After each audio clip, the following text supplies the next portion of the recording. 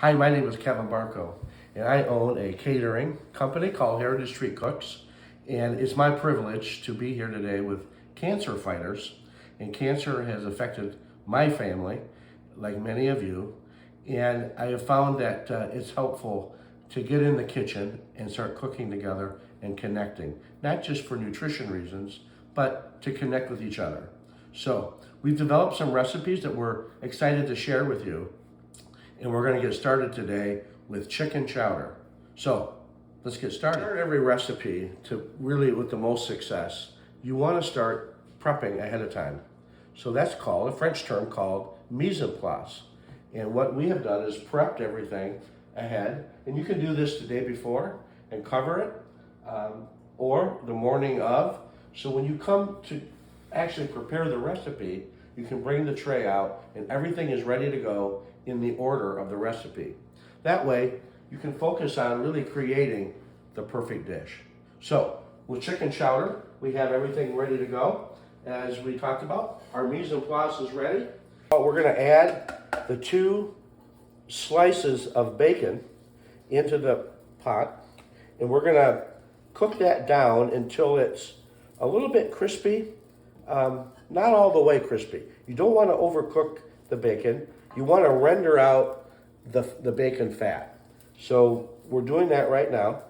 And once the fat is out and it's a little bit crispy on the edges, then you want to move to adding your butter. And it's 2 tablespoons of butter. And we're going to move those 2 together and cook those down. And again, my prep work is all in order, so I know exactly what's next. We're going to melt the butter and that beautiful bacon fat. It smells so good.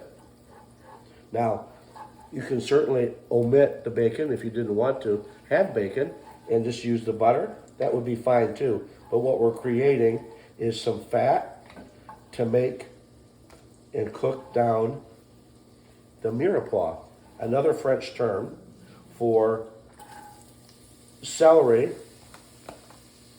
carrots, and onion. That is a French term called mirepoix. It's the base for many sauces and soups. So we're going to cook that on medium-high heat until the onion, celery, and carrots are a little bit tender, not all the way cooked. And the onions are a little bit translucent. And once that is done, I don't want to forget about some of this good celery.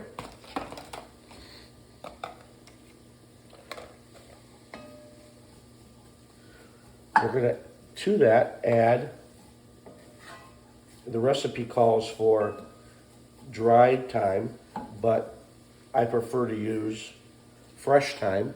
So you just have to use a little bit more thyme if you're using fresh. And the dried thyme is a little bit more powerful, so you just have to be careful. So the recipe calls for dried, but you just double that for fresh, okay? And as soon as you start to smell the wonderful flavor of the thyme, it's ready to go. And so we're getting that right now. And next, to this mirepoix butter and bacon fat, we're going to add the flour. And what we're creating is a roux. This is what will thicken the soup. And you have to cook the flour, and that's what we're doing. And we're also making all of the little bits of carrots, onions, and celery, the mirepoix, on the bottom.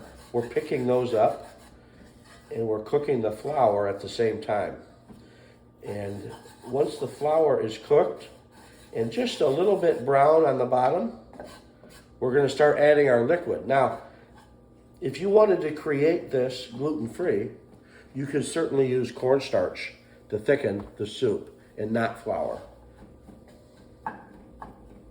So the flour is cooked. It's a little bit brown on the bottom. And that's where a lot of this flavor is sitting, waiting for the liquid. We're going to add the chicken broth, and that will start to deglaze the bottom, and that roux will start to thicken the soup. And once we've added all of the chicken stock to this, we're going to add the whole milk.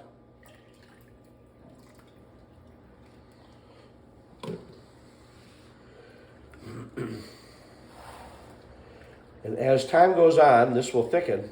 The other ingredient in the soup that will help it thicken up is are the potatoes.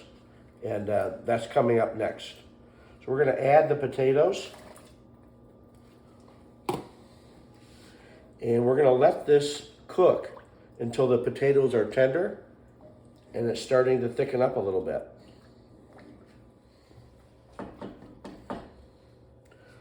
So after 15 minutes, you want to make sure that the potatoes are firm and cooked all the way through. So you just take a fork, and these are ready to go. And you can see how nicely the soup has thickened up. Again, if you don't want to use flour or roux to thicken, you could add the chicken stock and the milk, and then add the cornstarch mixture to thicken with, and that would be gluten-free. Okay, now we're going to finish it with the cheddar cheese and the cooked chicken breast. You can use any, we use organic chicken is what I would recommend, but any cooked chicken breast or chicken meat would be great. And we're going to cook that till the chicken is heated thoroughly and the cheese melts. And we're going to add some parsley. And then from this point on, you want to grab your plastic tasting spoons and taste for salt and pepper. So the final taste, you would add salt and pepper. But I will tell you, and this recipe, the way it's been prepared today, the bacon and the cheddar, along with the butter, it really does have a great flavor without adding much salt. But I am going to add some fresh pepper. And always use fresh ground pepper. It makes it quite a difference.